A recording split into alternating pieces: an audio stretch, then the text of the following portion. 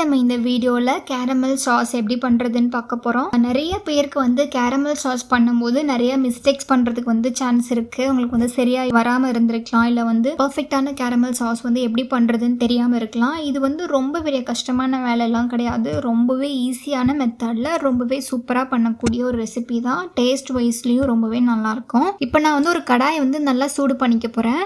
என்றைக்குமே வந்து caramel sauce பண்ணுறதுக்கு நல்ல தண்ணியே இல்லாமல் நல்லா சூடு பண்ணி எடுத்துக்கணும். இப்போ தண்ணியெல்லாம் பாருங்கள் நல்லா வந்து சூடாகி ட்ரை ஆயிடுச்சு. நான் வந்து 1/4 கப் அளவுக்கு சர்க்கரை ஆட் பண்ணியிருக்கேன்.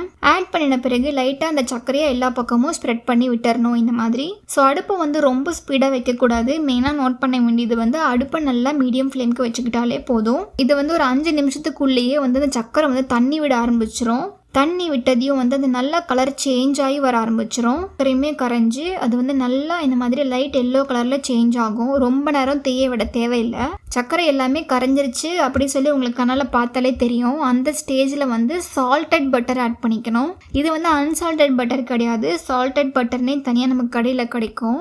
இது வந்து நான் ஜஸ்ட் ஒரு 2 துண்டு மட்டும் ஆட் பண்ணிக்க போகிறேன். அதாவது நீங்கள் ஒரு 100 கிராம் வாங்குறீங்க அப்படின்னா அந்த எஜ்ஜில் மட்டும் கொஞ்சமாக 2 பீஸ் மட்டும் கட் பண்ணிவிட்டு அதை நம்ம இதில் ஆட் பண்ணிக்கணும். பட்டரை நம்ம ஆட் பண்ணதையுமே வந்து கை விடாமல் ஒரு ஸ்பேச்சுலா வச்சோ இல்லை ஒரு கரண்டி யூஸ் பண்ணியோ நல்லா இந்த மாதிரி மிக்ஸ் பண்ணி விட்டுறணும்.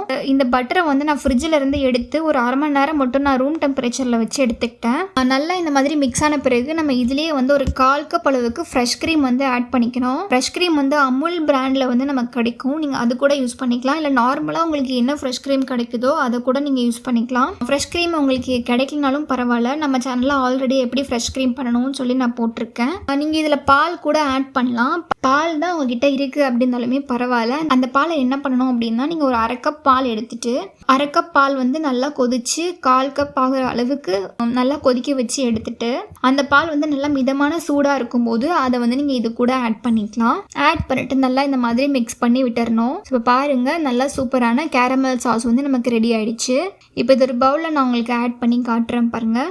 ரொம்பவே சூப்பரான பர்ஃபெக்டான கேரமல் சாஸ் வந்து நம்மளால வீட்டிலே பண்ணிக்க முடியும். இந்த கேரமல் சாஸ் வச்சு நம்ம நிறைய ரெசிபீஸ்லாம் பண்ணிக்கலாம். பட்டர்ஸ்காட்ச் கேக்கெல்லாம் நீங்கள் பண்ணும்போது கண்டிப்பாக இந்த கேரமல் சாஸ் வந்து ரொம்பவே தேவைப்படும். நான் ஆல்ரெடியே வந்து பட்டர்ஸ்காட்ச் கேக்லேயே வந்து கேரமல் சாஸ் எப்படி பண்ணணும்னு சொல்லிட்டு அதிலே ஒரு இன்ஸ்ட்ரக்ஷன் கொடுத்துருப்பேன். பட் செப்பரேட்டாக நல்ல ஒரு பர்ஃபெக்டான ஒரு ரெசிபியாக நான் வந்து அவங்க கிட்ட ப்ரெசென்ட் பண்ணணுன்றதுக்காக நான் இந்த ரெசிபி வந்து சூஸ் பண்ணியிருக்கேன். இது வந்து ரொம்பவே ஈஸி தான். இந்த மெத்தட்ஸில் நீங்களும் பண்ணிங்கன்னா கேரமல் சாஸ் வந்து எல்லாருமே பண்ணிக்க முடியும். இந்த கேரமல் சாஸ் யூஸ் பண்ணி நான் வந்து ஒரு ஐஸ்கிரீம் பண்ணியிருக்கேன். இதை வந்து நெக்ஸ்ட் வீடியோவில் வந்து நான் உங்களுக்கு அப்லோட் பண்ணுறேன்.